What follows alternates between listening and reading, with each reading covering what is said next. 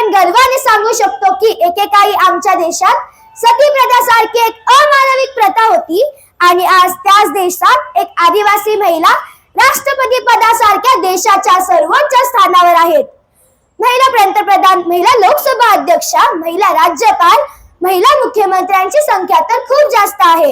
ही संविधानाचीच ताकद आहे.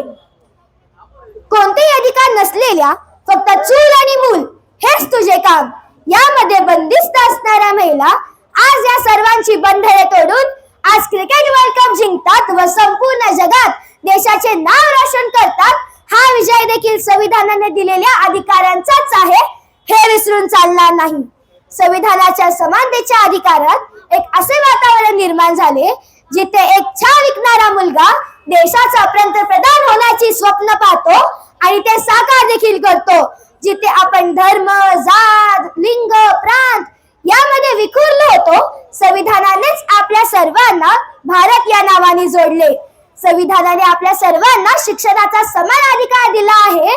एका कामगाराचा मुलगा देखील डॉक्टर, इंजिनियर, IAS अधिकारी हे बनू शकतो. ही प्रगती एका आत्मविश्वासाचीच आहे, जिथे आपण गर्वाने सांगतो की आपण भारतीय आहोत आणि हे संविधान आपले संविधान आहे. सत्यमेव जयते. जय भीम, जय भारत, जय संविधान. थँक्यू.